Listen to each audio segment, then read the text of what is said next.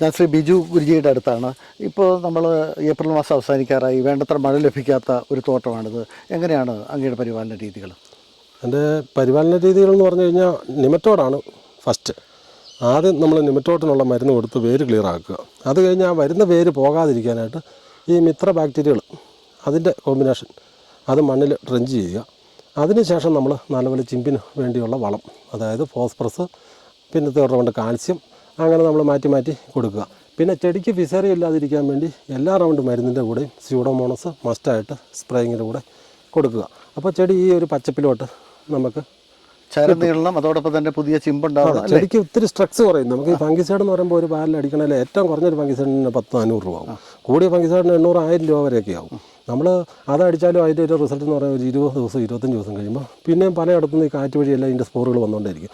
നമുക്ക് ചെടിയെ തന്നെ അതിനൊരു പ്രതിരോധം ഉണ്ടാണെങ്കിൽ സ്യൂഡോമോണസ് ആണ് അതിന് ഏറ്റവും ബെറ്റർ. നല്ല കൗണ്ടുള്ള ഞാൻ ഇസഡ് എന്ന് പറയുന്ന കമ്പനിയുടെ സ്യൂഡോയാണ്, ഇസഡ് പ്ലസ് എന്ന് പറയും.